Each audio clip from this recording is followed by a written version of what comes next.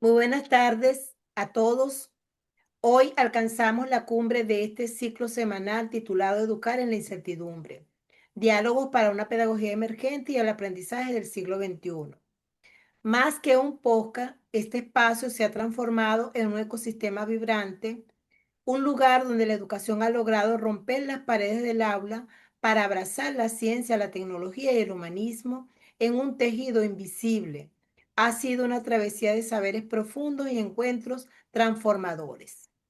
Lunes de innovación, exploramos las fronteras de la tecnología educativa junto a las doctoras María Fernández de Silva y Maricel Marquina Moreno.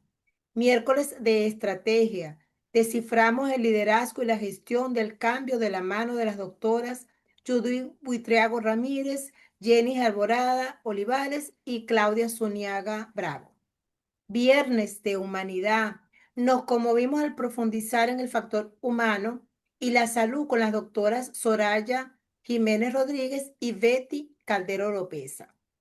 Para cerrar con la máxima distinción, nos honra hoy la presencia de un pilar fundamental de nuestra red del pensamiento latinoamericano, CESPE, capítulo Venezuela. Ella es la doctora Grisálida Villegas González, presidenta de este capítulo, investigadora permanente y referente internacional. La doctora Grisálida es un líder cuya tenacidad no solo gestiona redes institucionales, sino que mantiene encendido el motor de nuestra actividad académica. Doctora Grisálida, es un verdadero privilegio recibirla en esta mesa digital. El doctor Carlos Vilfre Calderón, presidente general del Centro Latinoamericano de Estudios en Epistemología Paulo Freire, CESPE. Nos honra hoy con su presencia, investigador de espíritu inagotable y visionario, ha logrado tejer una red que trasciende fronteras físicas para unificar el pensamiento, desde Estados Unidos hasta Argentina, con una sólida extensión hacia los continentes europeo y africano. Es un líder que no se detiene en los logros alcanzados, sino que fiel a su eslogan, siempre nos impulsa a ir, vamos por más. Buenas tardes, gracias a los que nos acompañan en esta tarde.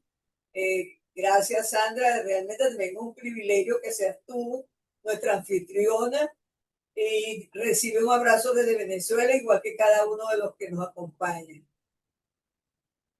Gracias, gracias. Entonces, bueno, Grisálida, sin más preámbulo, abrimos esta ventana para que la luz de tus ideas nos ilumine. Bienvenida y bienvenidos todos los que esta tarde nos están acompañando.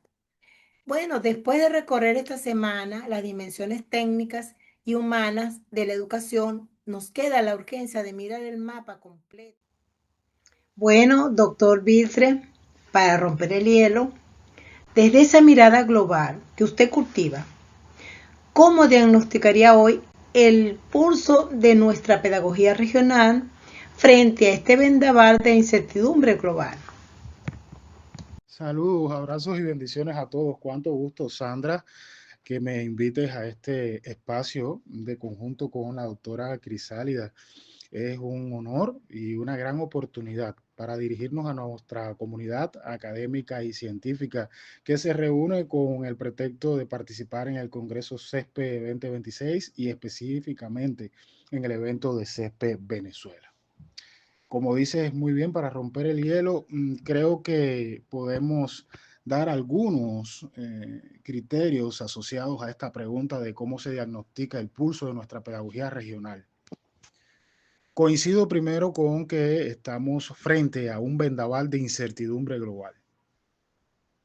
Y sería bastante ilusorio decir que tenemos la verdad absoluta en la mano de cómo está la pedagogía a nivel del orbe, pero sí tenemos algunos criterios acertados y asertivos de cómo está la educación internacional, porque tanto Redip como CESPE se discurren de manera a forma de networking y de red académica por varios países con muchísimos colegas maravillosos que nos acompañan. Es allí donde podemos dar algunos aportes. En mi parte, yo considero primeramente que la pedagogía mundial está fragmentada en sectores.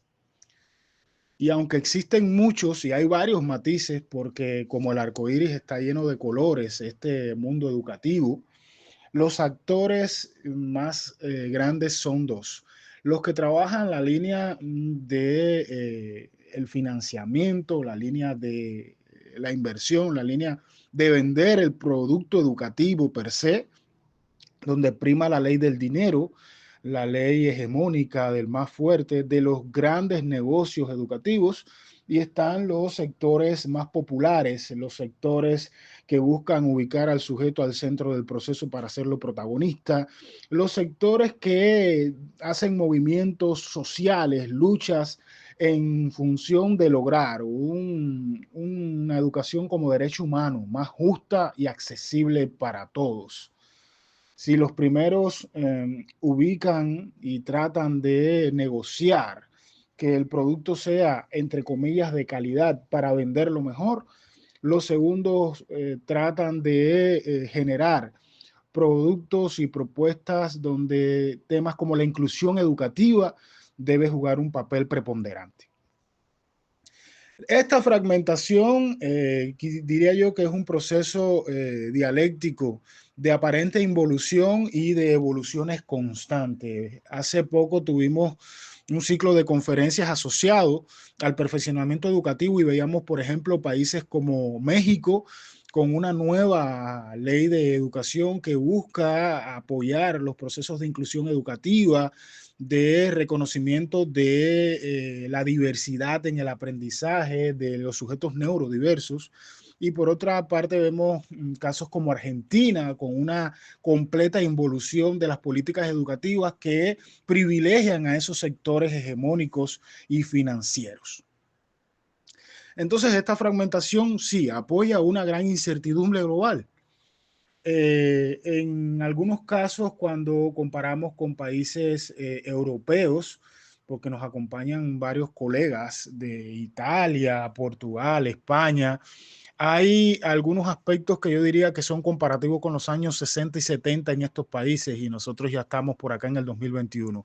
Mientras que comparamos con países de África, como es el caso de Guinea Ecuatorial, Angola, están en un franco desarrollo y búsquedas de alternativas para potenciar la formación del sujeto y sus procesos educativos, tanto en pre como en posgrado y a nivel general también. Entonces, esta es una amalgama de una caracterización que nunca estará completa. Es una mera aproximación en la que vemos que sí ha habido un salto cualitativo y cuantitativamente superior antes y después de la pandemia, pero hoy el gran impacto lo tenemos con la inteligencia artificial.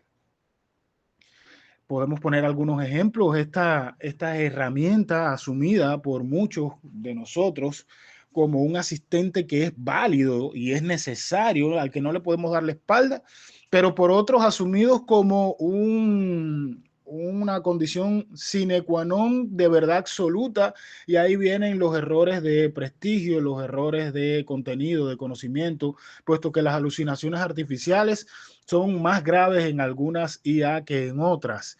Hemos visto ya en medios de prensa, por ejemplo en México, demandas a profesores que generan sus clases completamente por inteligencia artificial, y algunos estudiantes y padres en universidades reconocidas ya han hecho estas demandas y ha terminado en escándalo público.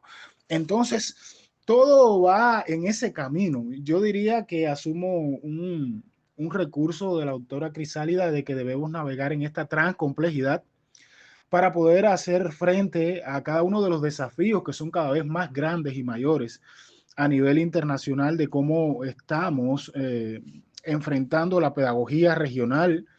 Nosotros avanzamos e impulsamos las pedagogías críticas y emergentes, tratando de que existan alternativas de afrontamiento a cada uno de estos escollos que están allí y que nos permiten o dejarnos aplastar o navegar y continuar hacia, como decía Paulo Freire, no cambiar el mundo, pero cambiar las personas que cambiarán al mundo. Bueno, mira, Sandra, considerar esa pregunta implica pensar que este escenario de incertidumbre global incluye elementos políticos, económicos, sociales, culturales, de tal manera que si respondiéramos con base a alguno de ellos, tal vez la situación sería más grave. No obstante, de una manera general, pudiéramos decir que esta pedagogía tiene desafíos entendidos no como problemas, sino como contradicciones que se viven en la región y potencialidades como la capacidad humana que ya se ve de manifiesto en los diferentes proyectos que plantean los diferentes países, ¿verdad? Y dentro de interpaíses, las diferentes instituciones.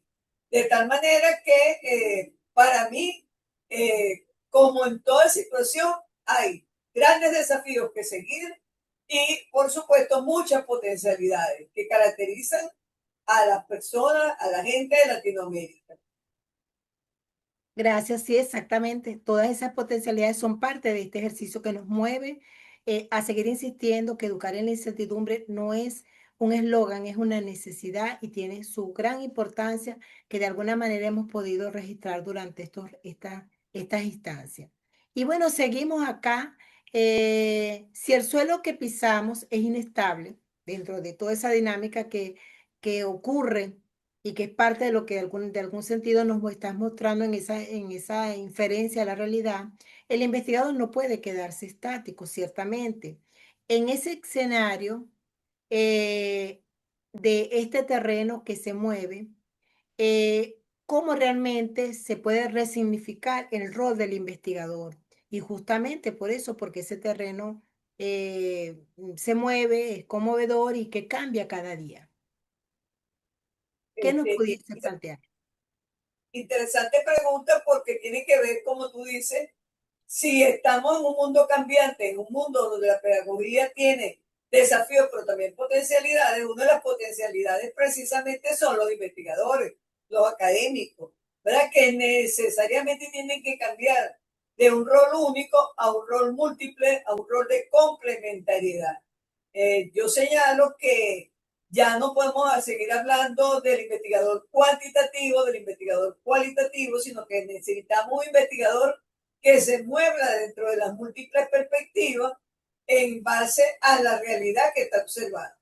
Eso implica, por supuesto, que un cambio en que si es verdad que hay que seguir teorizando y profundizando en la teorización, es también necesario dar un salto hacia una investigación más práctica, más real, más situada y en redes. Necesitamos hacer ese tránsito real del investigador individual al investigador en cogestión, en grupo, ¿verdad? Que de alguna manera nos plantean y nos dan esas posibilidades en la plataforma en red como CESPE, que de alguna manera ha hecho que hemos logrado eso en parte, pero que tenemos que profundizarlo.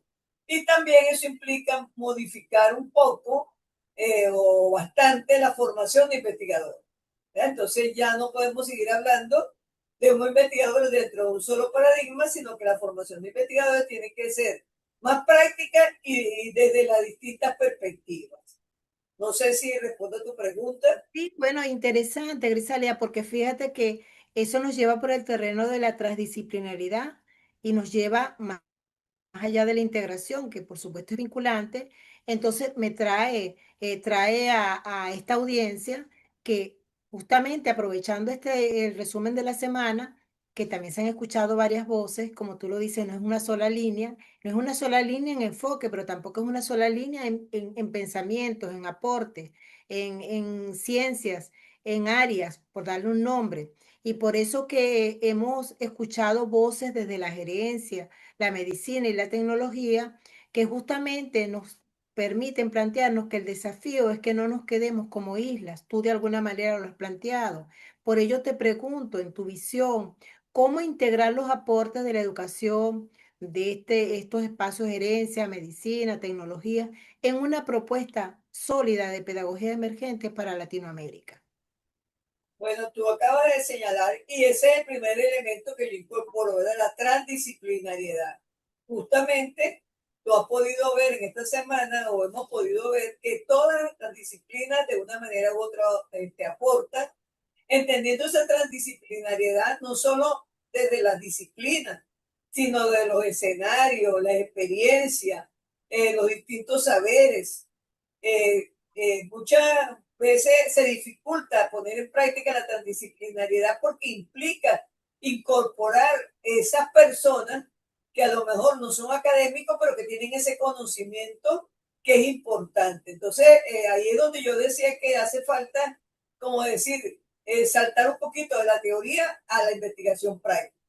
Entonces, esa sería una de las características de esta propuesta de pedagogía emergente, pero también es necesario el hecho de que tenemos que incorporar lo que vengo señalando desde el lunes que comenzamos este evento, de una pedagogía postcrítica, que no descarta la pedagogía crítica de la cual hemos venido hablando a lo largo del tiempo, sino que le incorpora nuevos registros que hacen entonces un poco, vamos a decir, modificarla, vamos a decir, intervenirla de alguna manera, ¿verdad? Para seguir pensando, porque esa es la idea, que no consideremos que tenemos ya la respuesta adecuada, sino que seguimos adelante justamente con base a esas potencialidades. Y otra característica que le agregaría a esa pedagogía son los diálogos transnacionales, que de alguna manera CEPE lo permite, y esa posibilidad de oír otras voces, que aunque estamos en la misma Latinoamérica, aunque CEPE va más allá de Latinoamérica y tal vez por eso a veces hablamos de Iberoamérica y del mundo, es necesario oír esas otras voces, cuáles son sus experiencias. Y ese diálogo transnacional lo permite CEPE. Entonces, esta pedagogía que tú me preguntas, yo la caracterizaría por los momentos, ¿verdad? En una pedagogía transdisciplinaria con base a una pedagogía postcrítica que incorpora la crítica tradicional y de diálogos transnacionales. Bueno, Grisalia, justamente me traes aquí al terreno de la audiencia, para que por el chat nos esté escribiendo y también nos dé sus apreciaciones. Ya Grisalia nos ha dado 3 puntos importantes, comentemos sobre ellos, porque ellos también se incorporan acá desde lo transnacional, porque tenemos personas de distintas partes del mundo conectadas. Entonces, escriban, la doctora Grisálida también va a responder por allí. Así que estos espacios son también para ustedes. Y entonces, siguiendo allí con esta agradable plática, diálogo de saberes, porque siempre estamos aprendiendo permanentemente, entonces, mirando hacia ese futuro inmediato y sobre el horizonte del aprendizaje, donde mucho se habla de las competencias del futuro, pero a veces perdemos el norte en la urgencia. Entonces, desde la profundidad de tus años de estudio y como investigadora, ¿hacia dónde camina o debería caminar el aprendizaje en este siglo XXI, que no deja de sorprendernos? Y fíjate que ahí viene lo que de alguna manera vengo señalando desde el comienzo, de la necesidad de una visión de complementariedad, donde no descartemos nada. Yo casualmente en estos días le pedí a Internet, no la inteligencia artificial, sino internet en general, cuáles son las nuevas tendencias para el año 2026 y de la primera que aparece es la educación permanente. Y tú y yo, que estudiamos en una especialidad parecida o igual, vimos que la educación permanente se viene hablando hace mucho tiempo, pero es eso, es que algunas cosas se renuevan, pero otras se mantienen, ¿verdad? Y evidentemente se necesita esa educación permanente. Entonces, si hablamos del aprendizaje para el siglo XXI, necesariamente tiene que ser híbrido, porque no podemos perder todos los adelantos que se han logrado a través de la tecnología y que nos permite a mí, a ti, hoy estar aquí con mucha gente de muchas partes del mundo, ¿verdad? Eso no lo podemos perder, pero tampoco podemos perder ese, vamos a decir, modalidad presencial cuando es posible, cuando se pueda dar, o en algunos casos incluso son necesarias las dos. Entonces, es un aprendizaje híbrido de intercolaboración. Necesariamente no podemos hoy decir, yo voy a buscar en mis libros, voy a buscar en internet, voy a buscar en inteligencia artificial, porque hay muchas personas en el mundo que están investigando sobre lo mismo. Y casualmente la tecnología nos permite incorporar esos conocimientos. Entonces necesariamente necesitamos ese trabajo en equipo, ese trabajo grupal, que desde una visión particular lo hemos denominado intercolaboración. Entonces estamos hablando que es un aprendizaje híbrido de intercolaboración, donde por supuesto se incorpora la tecnología emergente, entre ellas la inteligencia artificial, ¿verdad? Con todas las potencialidades y todas las dificultades que pueda generar. Y por supuesto, necesariamente todo esto nos lleva a que ese aprendizaje también tiene que ser transdisciplinario, ¿verdad? Yo, por cierto, había elaborado una laminita, no para este evento, pero que vale la pena señalarla, donde trato de mostrar todos esos elementos que de alguna manera responden a esto que te estoy diciendo, ¿verdad? Entonces ahí podemos ver el aprendizaje del siglo XXI, yo no lo voy a explicar, ustedes la van a tener, pero podemos ver rápidamente, ¿verdad? Que se requiere necesariamente lo que estamos hablando de un aprendizaje híbrido inmersivo, como tú lo dijiste muy bien, de nuevas competencias, del aprendizaje personalizado vía inteligencia artificial, de tendencias como la gamificación, el microaprendizaje y por supuesto los enfoques colaborativos transdisciplinar, ¿verdad? Que yo acabo de señalar como intercolaborativo. Entonces, espero haberte respondido y de alguna manera todas estas preguntas se enlazan con mi conferencia del lunes, que tiene que ver pues con estos planteamientos y que es parte de lo que tú y yo y todos los que te han acompañado esta semana y nos acompañan, estamos haciendo desde CESPE Internacional y por supuesto desde CESPE Venezuela. ¿Qué opinas? Bueno, ¿Qué te bueno, parece? yo diría que tienes allí una, como las arañas que van tejiendo y abriendo espacios. Allí veo esa imagen y me llama la atención que todo esto es motivo de investigación, de estudio y de equipo, como tú dices. No, no la sabemos todas, tenemos que trabajar en esos conjuntos. Y fíjate que hay un elemento importante que pareciera que todos estos avances nos están ayudando a que la tecnología realmente nos ilumine muchos conocimientos y resulta ser que está la justicia, que es más injusticia dentro del panorama de inclusión, donde vamos a ver que aquel que se sale, que no conoce o que cree todo lo que ve, va a estar más excluido que nunca. Y tú manejas justamente uno de esos elementos allí que lo pude ver con las desigualdades. Entonces, tenemos mucho terreno que tocar y tocaste también otro tema que es que, bueno, la educación es para toda la vida, es permanente y cada día estamos más convencidos de que así fue. En aquellos primeros momentos que estudiamos no lo vimos como lo estamos viendo ahora, esa necesidad. Y mirarnos aquí y mirar a otros es ejemplo. Nos dice, miren dónde estamos. Y es porque nos mantenemos en aprendizaje permanente. Y tú dijiste algo bien fundamental. No podemos, así tengamos mucha experiencia, ni creer en todo lo que leemos, ni creer en todo lo que pensamos. Y para eso es trabajo en equipo, porque entonces yo te puedo preguntar, ¿qué opinas tú aquí? Como tú dices, las personas de salud nos pueden decir, mira, pero ustedes aquí se les olvidó considerar el cuidado humano. Las personas de tecnología no pueden decir otra cosa y por eso es importante la transdisciplinariedad, como te digo, entendida mucho más allá de la confrontación de disciplinas, ¿verdad? Sino también de experiencias, de encuentros, de vivencias. Y bueno, y cuando ibas a ver tú en el tiempo aquella idea, vamos a decir, visión de la transcomplejidad. no le ibas a mirar en aquel momento como la miras hoy. Es Claro. decir, que valió la pena atreverse, porque es atreverse. Dentro de un mundo de incertidumbre, se adelantan ustedes con ese pensamiento. Y eso está en su camino, está en pleno apogeo, diríamos nosotros, nutriéndose cada día y avanzando cada día. Es parte de ese ejemplo. Yo te felicito porque has sido pionera en ese engranaje y no has perdido la visión, has continuado. Y eso es valioso reconocerlo aquí, porque es parte de este ejercicio de investigación.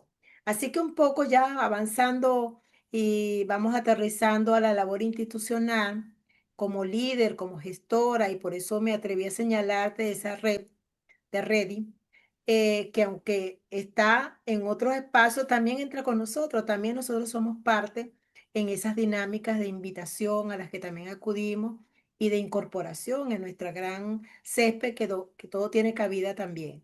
Entonces allí yo te preguntaría que en ese rol de gestora de red, eh, que tienes gran impulso en esa comunidad concretamente, pudiésemos pensar que cuál es el siguiente paso para CESPE, por esa experiencia que ya tú traes. Y para nosotros, investigadores asociados y asociados en esta arquitectura de lo invisible que estamos construyendo. Y aun cuando yo estoy dentro de esta directiva, también estoy dentro de los investigadores, como estamos todos. ¿Qué nos Sí, puedes decir? realmente es así. Bueno, tú trajiste a colación el lente complejo, ¿verdad? Entonces, casualmente, cuando tú dices, ¿qué le queda a césped? Bueno, mira, césped tiene una característica muy importante. Yo siento que nosotros hemos aprendido mucho en césped, tal cual como tú dices, ya yo tenía una experiencia en redes, claro, una red tal vez más nacional, más pequeña, pero con la característica de un pensamiento propio que obviamente no se ha culminado, que se sigue construyendo cada día, pero ¿qué le veo yo distintivo a CESPE? Que nos motiva a buscar una imagen propia de la pedagogía, en este caso que yo lo llamo postcrítica, latinoamericana y particularmente en Venezuela. Ese es un trabajo que ya hemos venido haciendo, pero que como yo decía en la primera pregunta, es necesario que vayamos ya haciendo algunos ejercicios prácticos, tal vez cortos, tal vez pequeños, eh, pero que tratemos de dar un salto de lo teórico a lo práctico, sin descartar ninguno, en un proceso de recursividad permanente, ¿verdad? Y entonces, por eso yo digo que trajiste a colación el lente complejo, porque tanto la complementariedad que yo planteo, donde ninguna postura se queda fuera, todos, el pensamiento complejo es un pensamiento inclusivo, por eso, y césped es inclusivo, por eso Reddit, como tú dices, forma parte de césped.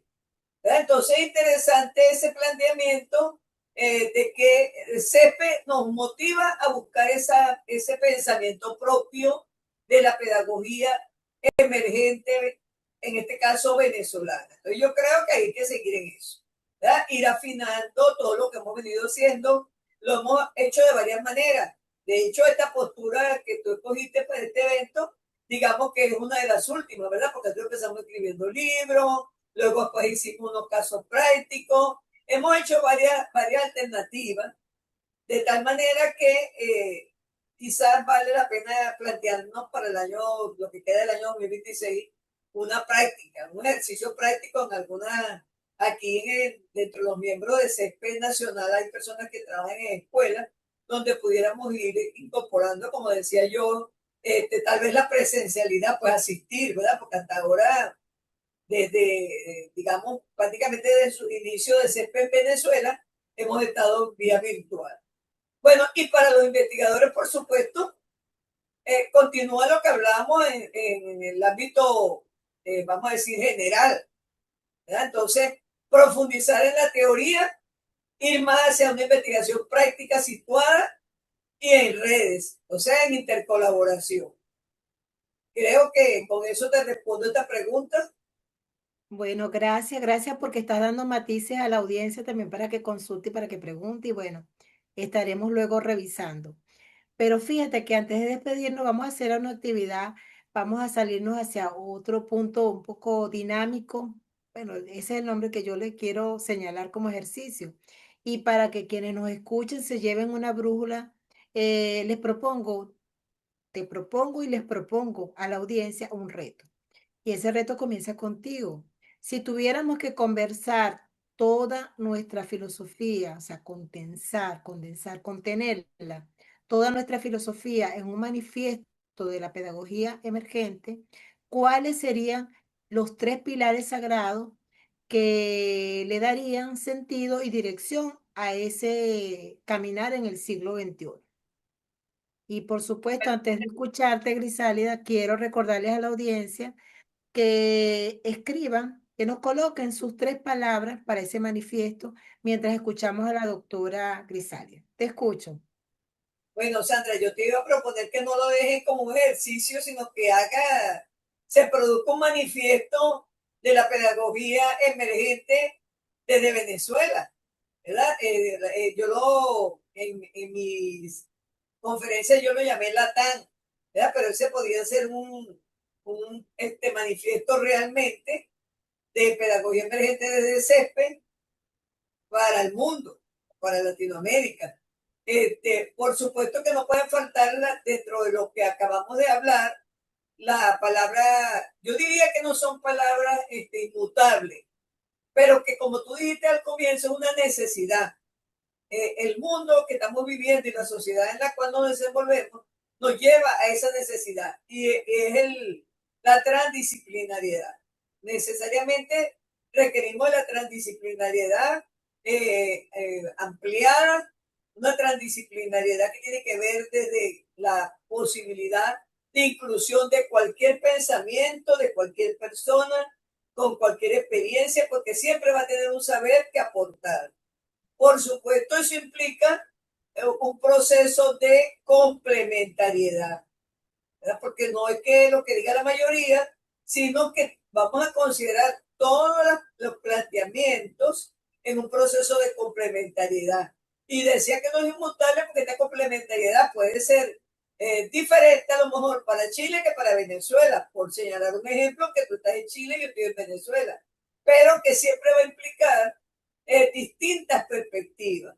Y por supuesto, eso va a llevar a un proceso necesario de intercolaboración, desde una intercolaboración que es epistemológica, metodológica, vivencial, ¿verdad? Ética, política.